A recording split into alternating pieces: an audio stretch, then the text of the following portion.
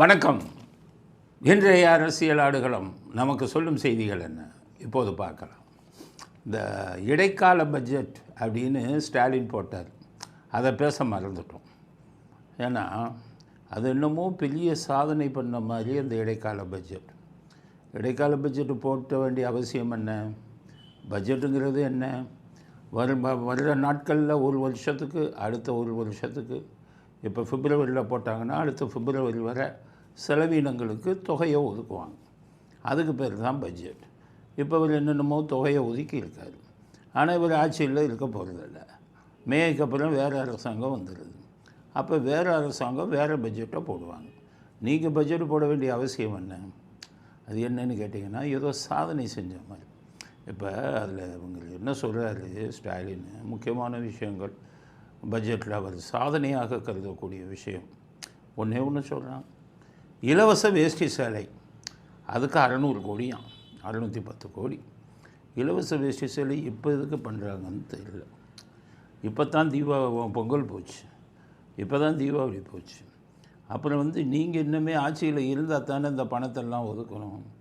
அப்படி எதுக்கு போட்டிருக்காங்கன்னா கமிஷன் வரக்கூடியதெல்லாம் அவங்க சொல்லிடுவாங்க. 610 கோடினா 40% கமிஷன். அந்த வேஷ்டி பண்ணி விற்கிறான கம்பெனி 40%. ஆக 240 கோடி அதில் கமிஷன் வந்துடும். ஜனங்களையும் ஏமாத்தின மாதிரியாக இருக்குது. அந்த அவங்க கொடுக்குற இலவச வேஷ்டியும் இலவச சேலையும் ஒரு வருஷத்துக்கு மேலே யாருக்காச்சும் நல்லா வருதான்னு மக்கள்கிட்ட கேட்டுப்பாரு. ஆக அரசியல்வாதி கொடுக்குறது பூரா தனக்கு லாபம் வரக்கூடியதை தான் கொடுக்குறாங்க. அவங்க கொடுக்கக்கூடிய இலவசங்கள்லாம் பார்த்திங்கன்னா அப்படி தான். இப்போ தான் பணமாக கொடுக்குறாங்க. மற்றதெல்லாம் ரேஷன் பொருளாக கொடுத்தாங்க. ஏன்னா அதில் 40%. இது மாதிரி அவங்க அப்பா வந்துக்கிட்டு கலர் டிவி கொடுத்தாரு. அது 2000 ரூபான்னு கொடுக்கும். அது 2000 ரூபா பெரிய டிவி. அதை என்னமோ இலவசமாக கொடுக்குற மாதிரி அதில் ஒரு 40% 800 ரூபா அடிச்சிட்டாங்க ஒரு டிவிக்கு. இப்படி தான் அவங்க இதெல்லாம். ஸோ சாதனை ஒன்றும் பட்ஜெட்டில் இருக்கிறதா தெரியல.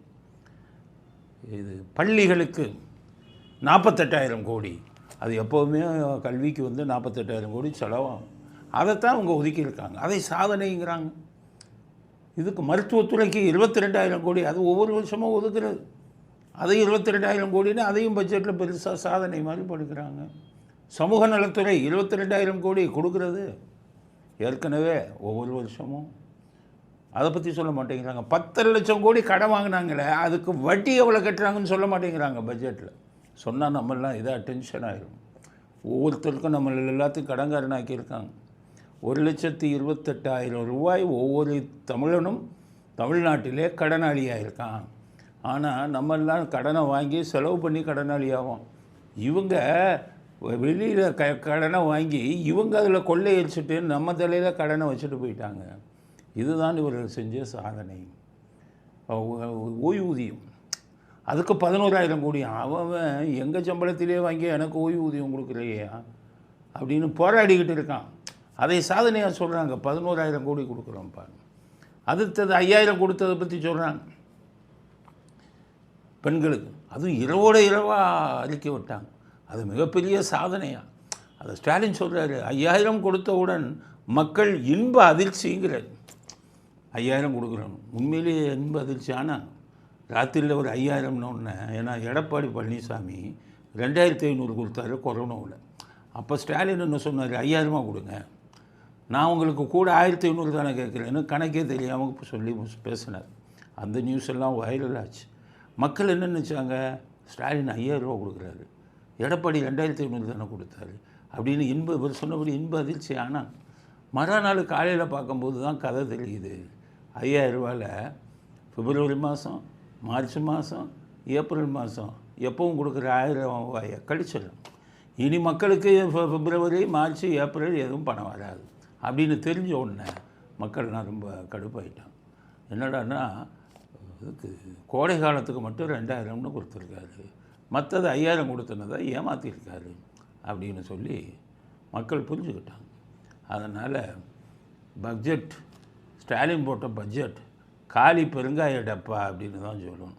எல்லாத்துக்கும் ஒதுக்குற தொகையோ ஒதுக்கிட்டு இருக்காங்களே ஒழிய கடன் மாநிலமாக்குனது தான் இந்த அரசாங்கத்தின் சாதனை அப்படிங்கிறது. பட்ஜெட்டை பற்றி பேசுகிறதுக்கு ஒன்றும் கிடையாது அப்படிங்கிறது தான் முதல் கட்ட கருத்து.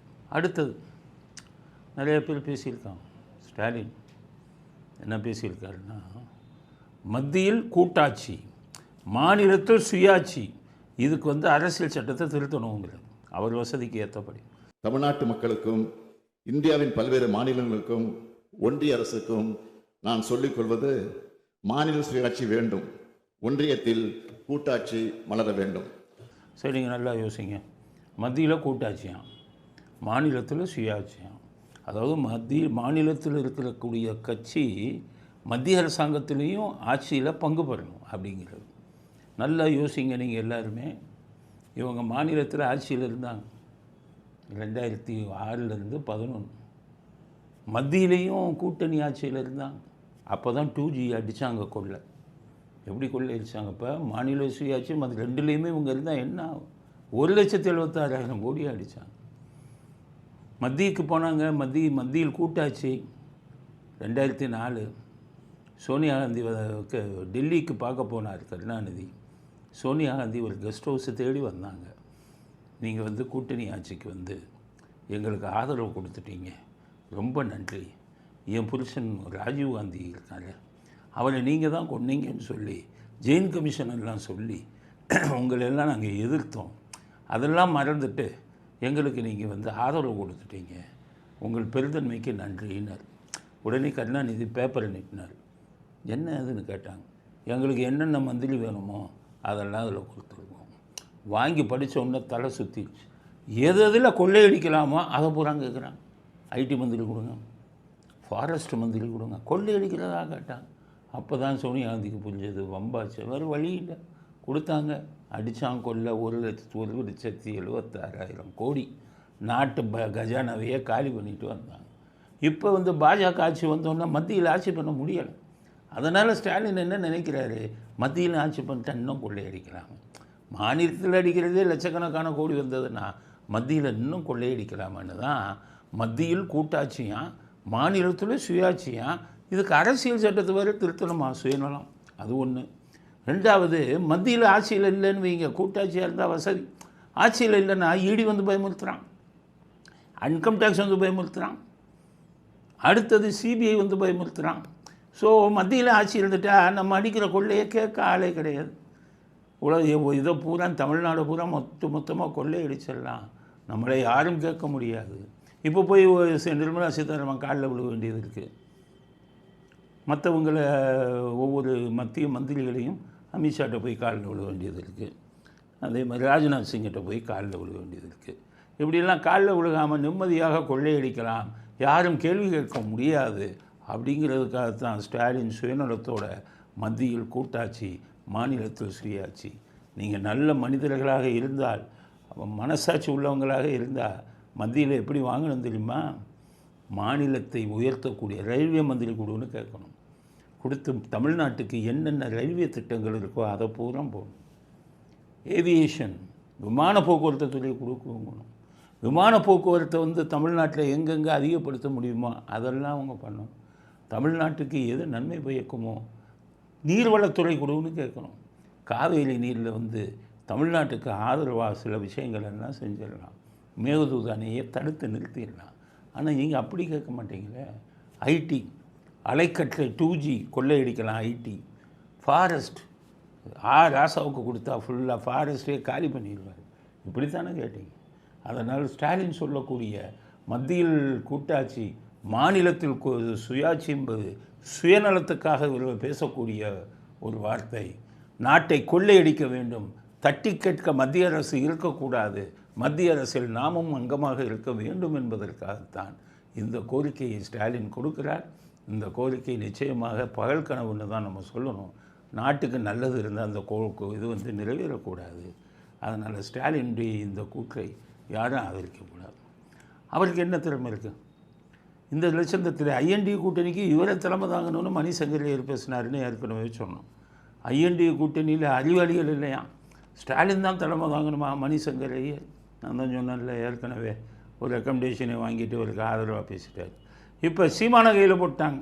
சீமான்கிட்ட போய் கேட்குறாங்க, ஐஎன்டிஏ கூட்டணியை இவரை தலைவராக போட்டான். ஆமாம், அவர் திறமையான ஒரு 40 சீட்டு ஜெயிக்கிறாருல்ல அப்படின்னு அவர் ஜால்ட்ட அடிக்கிறார். அந்த கட்சியில் ஒரு மூத்த தலைவராக அவர் சொல்லியிருப்பார். அது ஏன்னா அவங்க கூட்டணியில் இருக்கிறதுலே வலுவாக இருக்கிறது அவர் தான். 40 நாடாளுமன்ற உறுப்பினர் வச்சிருக்காரு, அவங்களுக்கே 10 உறுப்பினரை கொடுத்துருக்கிறார். வேற எந்த மாநிலத்திலையும் அவங்களுக்கு அவ்வளவு வலு இல்லை. இப்போ அதனால இப்போ அவர் வெளியேறிட்டாருன்னு வச்சுக்கிறோங்க, சுத்தமாக அந்த இந்தியாங்கிறது எழுத்துல தான் இருக்கும்.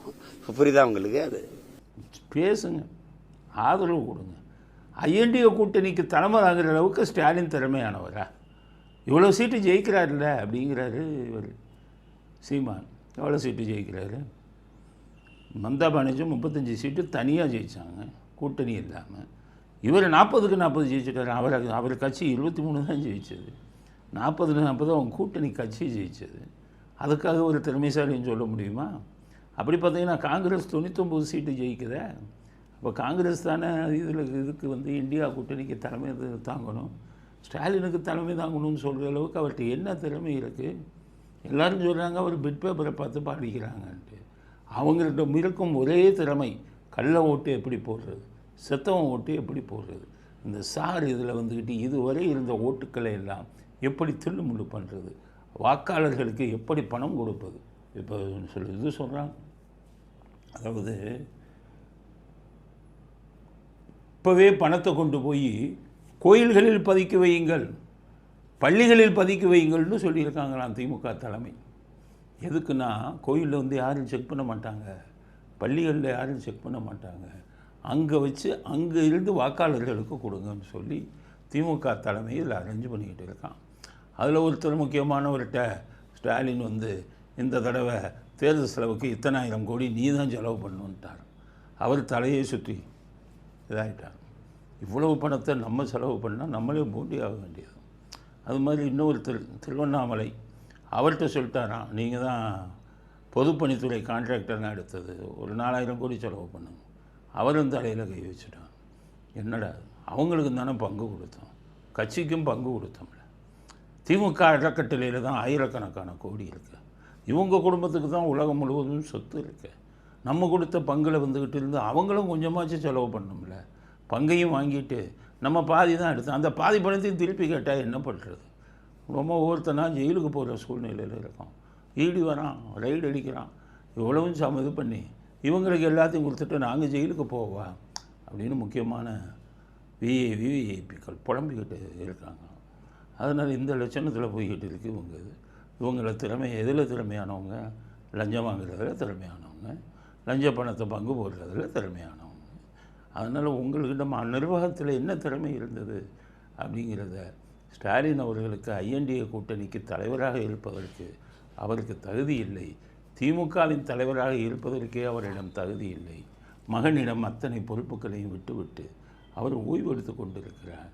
அதனால் அவர் எந்த பதவிக்கும் அவர் பொருத்தமானவர் அல்லங்கிறது தான் நம்முடைய அடுத்த கட்ட கருத்து. அடுத்தது வைகோ. அவர் சில அரசியல் கருத்துக்களை சொல்லியிருக்காரு. இன்றைக்கி இருக்கிற இளைஞர்களுக்கு சொல்லணும்ல, இமயம் போல இருக்க வேண்டியவராக அவர் இந்த அதிமுகவோட கூட்டணி சேர்ந்ததுனால படு பாதாளத்துக்கு போயிட்டார். எங்கோ இமயம் போல் நிமிர்ந்திருக்க வேண்டியதா, படுபாதாளத்துக்கு நான் போனேன். இந்த முடிவு அதனால் ஏற்பட்டது. நிறைய இளைஞர்கள் இருப்பீங்க, வைகோ ஒருவேளை அப்படி தான் இமயம் போல தான் இருந்தாரா, இப்போ படு பாதாளத்துக்கு ஏன் போனாருன்னு உங்கள் எல்லாருக்கும் தெரியாது. அதனால் இன்றைக்கி இருக்கிற இளைஞர்களுக்கும் வயதானவர்கள் கூட ஞாபகம் இல்லாமல் இருக்கும், வைகோ இமயம் போல் இருந்தாரா தமிழ்நாடு அரசியலில் அப்படிங்கிறத பற்றின வரலாறு உங்களுக்கு சொல்லணும். ஏன்னா அரசியல்வாதிகள் என்ன பேசுகிறாங்க, உண்மை என்னன்னு சொல்லணும்ல, அதுக்காகத்தான் சொல்லணும். என்னென்னா வைகோ 1992-93 திமுகவை விட்டு விலகி தனி கட்சியை ஆரம்பித்தார். அப்போ உளவுத்துறை தான் ஜெயலலிதா அவர்கள் உளவுத்துறையிடம் சொல்லி அவங்க தான் கட்சியை உடைச்சாங்க. அப்போ பார்த்தீங்கன்னா வைகோ கருணாநிதினா உயிரே விடுவார். கருணாநிதி யாராச்சும் ஒருத்தவங்க பேசினா அடிக்க போயிடுவார், இந்த அளவுக்கு இருந்தார். ஆனால் அவருடைய பேச்சுக்கள் ரொம்ப நல்லா இருந்தது பார்லிமெண்ட்டில். இதிலெல்லாம் இப்போ நல்லா இருந்ததுன்னா ஸ்டாண்டர்டு கிடையாது. அப்போ கொஞ்சம் இங்கிலீஷை பேசினா உடனே வைகோன்னாங்க, மேடையில் பேசுவார். இதெல்லாம் பேசணுன்னா கருணாநிதி பார்த்தார், ஆகா நமக்கு அப்புறம் நம்ம பையன் ஸ்டாலினை கொண்டு வர்றதா இருக்கும், நம்ம பையனுக்கு எதுவும் பேச தெரியாது, வைகோ விவரமாக பேசுகிறாப்பிள்ளைய, வருங்காலத்தில் நம்முடைய வாரிசு அரசியலை கொண்டு வர வேண்டுமானால் வைகோவை இப்போ மட்டம் தட்டணும் அப்படின்னு வைகோவை அவமானப்படுத்த தொடங்கினார். உளவுத்துறை ஜெயலலிதா அவர்களிடம் சொன்னது, அங்கே பிரச்சனை ஆரம்பித்து விட்டது. கருணாநிதி இவரை கழட்டி விட போராடணுன்னு ஜெயலலிதா சொன்னாங்க, செய்யுங்க, கழட்டி விட்டுருங்க. அப்படி கழட்டி விட்டு வெளியில் வந்தவர் தான் வைகோ. 92 93 வந்தார். அவர் நின்று எந்த எலெக்ஷன்லேயுமே ஒரு சீட்டு கூட பெருசாக ஜெயிக்கல, தனியாக நின்று ஒரு சீட்டு கூட ஜெயிக்கல. அதுக்கப்புறம் அதிமுகவோட எப்போ போனாருன்னா 1997 98 பார்லிமெண்ட் எலெக்ஷன் வந்தது. அப்போ அதிமுகவோட கூட்டணி பேச்சுவார்த்தை நடந்தது. ஜெயலலிதா என்ன பண்ணாங்க தெரியுமா? வைகோவுக்கு ஒரு சீட்டு கூட தனியாக நின்று ஜெயிக்காத வைகோவுக்கு 5 எம்பி சீட்டு கொடுத்தாங்க. இன்றைக்கி ஸ்டாலின் ஒரு ராஜ்யசபா சீட்டு கொடுக்குறாங்க, அவர் பின்னாடி போய் சுற்றிக்கிட்டு இருக்காங்க. அதில் பாதாளத்துக்கு வைகோ போனதுக்கு காரணம் யார்? ஜெயலலிதா 5 சீட்டு கொடுத்தாங்கல்ல உங்களுக்கு பம்பர சின்னம் அதிமுகவுக்கு போன ஒன்று தானே கிடைச்சது. அப்போ அதில் பாதாளத்துக்கு நீங்கள் போனீங்க அதிமுகவோட சேர்ந்து அப்படின்னு சொல்கிறது எப்படி? எல்லாம் புரிஞ்சுக்கங்க. அதுக்கப்புறம் மறுபடியும் அதிமுகவோட தான் கூட்டணி வச்சார். அப்போவே ஜெயலலிதா அவர்கள் கொஞ்சம் அதிகம் சீட்டு தான் கொடுத்தாங்க. இப்போ 20 25ன்னா இவங்கள மாதிரி 3 4ன்னு ஒற்றை எண்ணில் கொடுக்கல. ஆக ஜெயலலிதா அவர்கள் தான் வைகோவை மதித்தார், வைகோவுக்கு அரசியல் அங்கீகாரம் கொடுத்தார். ஆனால் இவர் இப்போ அடையாளம் தெரியாமல் போனதுக்கு காரணம் திமுகவை இவர் மிக கேவலமாக விமர்சித்தார். கருணாநிதி அவர்களின் ஜாதி பெயரை சொல்லி கொச்சைப்படுத்தினார். ஸ்டாலின் ஒரு நகர செயலாளருக்கு கூட லாயக்கில்லை, அவருக்கு ஸ்ரீலங்கா பிரச்சனைனாலே என்னன்னு தெரியாது, எது சிலோனான்னு கேட்பார் அப்படின்னு சொன்னவரும் அவர் தான். சாதிக் பாட்சா தற்கொலை அல்ல, அந்த கொலைக்கு ஸ்டாலின் தான் காரணம் என்று வெளிப்படையாக பேசினார். இவ்வளோ விஷயத்தையும் பேசிட்டு மறுபடியும் திமுகவுக்கு போனால் ஒரு ராஜ்யசபா சீட்டு இப்போ 4 கிடைக்குமா 3 கிடைக்குமா? அப்போ உங்களை அதல பாதாளத்தில் தள்ளுனது திமுகவா அதிமுகவா? திமுக தான். அவங்கள கடுமையாக விமர்சித்துட்டு என்ன சொன்னீங்க? 2Gயில் வந்த பணம் எல்லாம் ஷூட்கேஸாக அண்ணா அறிவாலயத்துக்கு போச்சுன்னு சொன்னீங்களா இல்லையா? அப்புறம் திரும்பி அந்த கட்சியோடையே நீங்கள் போனீங்கன்னா மக்கள் உங்களை அதில் பாதாளத்துக்கு தானே தள்ளுவார்கள். அதனால் இளைஞர்கள் எல்லாரும் புரிஞ்சுக்கங்க, வைகோ திமுகவை எதிர்த்து தான் கட்சியை ஆரம்பித்தார். திமுகவின் காலில் விழுந்து தான் அவர் அகல பாதாளத்துக்கு போனார். அதிமுகவில் இருக்கும் வரை அவருக்கு ஒரு இமயம் போன்ற பதவியை கொடுத்து 5 எம்பி சீட்டுகளை கொடுத்து அவரை கௌரவம் பாதிக்காமல் பார்த்து கொண்டவர் ஜெயலலிதா. அதனால் ஒரு பேச்சை சுத்தமாக நம்பாதீங்க. அடுத்த ஒரு பையன், அவர் இளைஞர்களை பூரா குற்றம் சொல்கிறார். தமிழ்நாட்டு இளைஞர்களுக்கு அரசியல்னாலே என்னன்னு தெரியாதான், அதை விஜய் உபயோகப்படுத்திக் கொள்கிறாருங்கிறார். இல்லை, நாங்கள் ஒரு சகோதரர் விஜய் அரசியலுக்கு வந்தது நான் ஒரு நல்ல விஷயமாக தான் பார்க்குறேன். அவர் புதிய ஒரு வாக்காளர் கொண்டு வராரு. இன்றைக்கி இளைஞர்கள் பற்றி அரசியல் புரிதல் இல்லை. தமிழ்நாட்டில் இருக்கிற இளைஞர்களுக்கு அரசியல் தெரியாதுன்னு, எல்லா இளைஞனுக்கும் அரசியல் நன்றாக தெரியும். அவன் ஏன் உங்களெல்லாம் வெறுக்கிறான்னா, ஊழலின் உச்சத்துக்கு போயிட்டீங்க அரசியல்வாதி. எவன் யோகியம் இருக்கான் அன்றைக்கி தமிழ்நாட்டில் இருக்கிற மற்ற அரசியல்வாதியில் ஒரு யோகியனை காமி. அதனால தான் இளைஞர்கள் உங்களை வெறுக்கிறான். எதுக்கு போய் உங்களுக்கு இவருக்கே போன எலெக்ஷனில் சீமானுக்கே 8% ஓட்டு ஏன் விழுந்தது?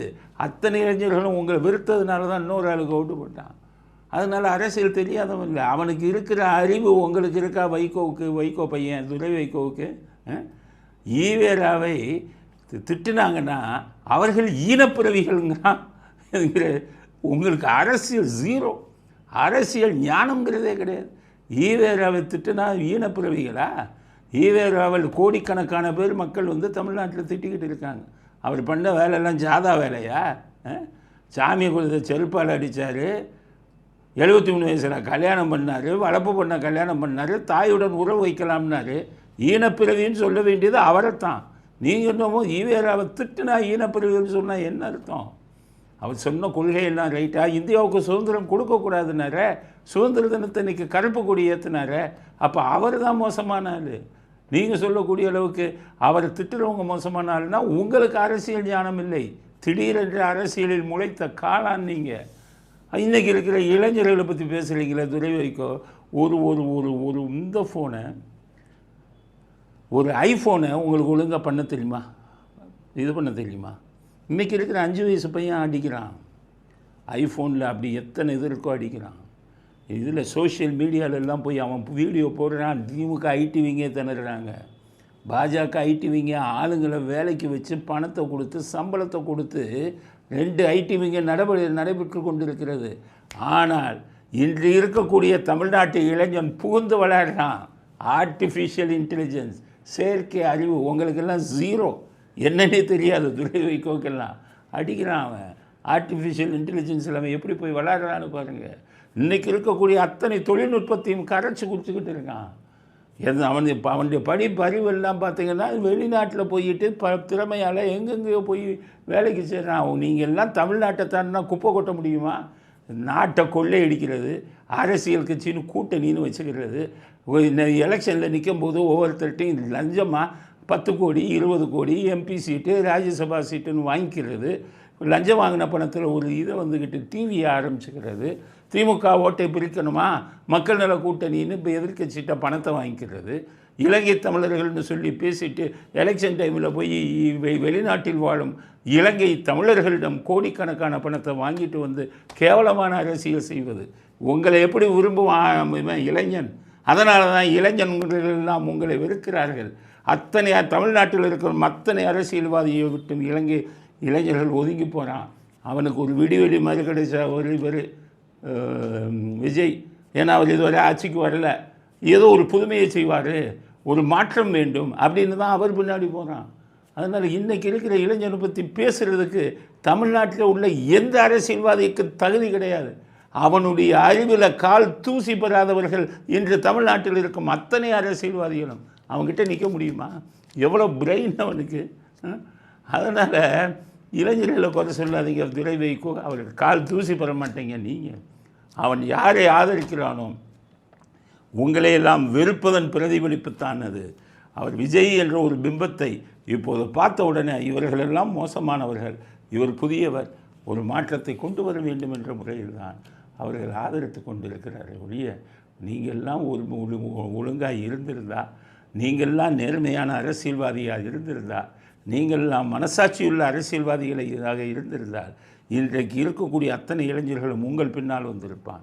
கொள்ளையடிக்கும் கூட்டம், நாட்டை அடகு வைக்கக்கூடிய கூட்டம், இப்போ ஒவ்வொரு டைம்லேயும் ஒவ்வொரு கட்சியோட பணத்தை வாங்கி கொண்டு கூட்டணி செய்ய வைக்கக்கூடிய கூட்டம், இதுதான் இன்றைய தமிழக அரசியல்வாதிகள். அதனால் அறிவாளிகளான இந்த காலத்து இளைஞன் உங்கள் பின்னால் வராமல் ஒரு புது தலைமையை தேடுகிறான். அதுதான் உண்மைங்கிறத துரை வைகோவுக்கு எங்களுடைய செய்தியாக பதிவு செய்ய விரும்புகிறோம். அடுத்தது என்ஆர் ரங்கசாமி, பாண்டிச்சேரி முதலமைச்சர். அவர் பார்த்திங்கன்னா ஒரு கொள்கைவாதி மாதிரி தெரியும். அவர் வேஷ்டி போட்டிருப்பார், ஒரு பெரிய சட்டை லூஸாக அதை போட்டிருப்பார், ரொம்ப சிம்பிளாக இருப்பார், ரொம்ப எளிமையாக சைக்கிளில் போவார். முதலமைச்சர்னு பேர் புதுச்சேரியில், அங்கே சைக்கிளில் போவார், பக்கத்தில் போய் பேசுவார், ரொம்ப எளிமையாக இருப்பார்.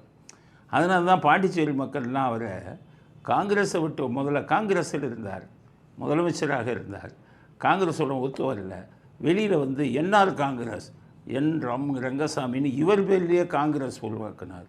அப்படியும் 15 சீட்டில் ஜெயிச்சு முதலமைச்சர் ஆனார். காரணம் அவருடைய எளிமை, ரொம்ப எளிமையாக இருந்தது. இப்போ அவர் பாண்டிச்சேரியில், இப்போ பாண்டிச்சேரியிலையும் தமிழ்நாட்டுக்கோட சேர்ந்து எலெக்ஷன் வருது.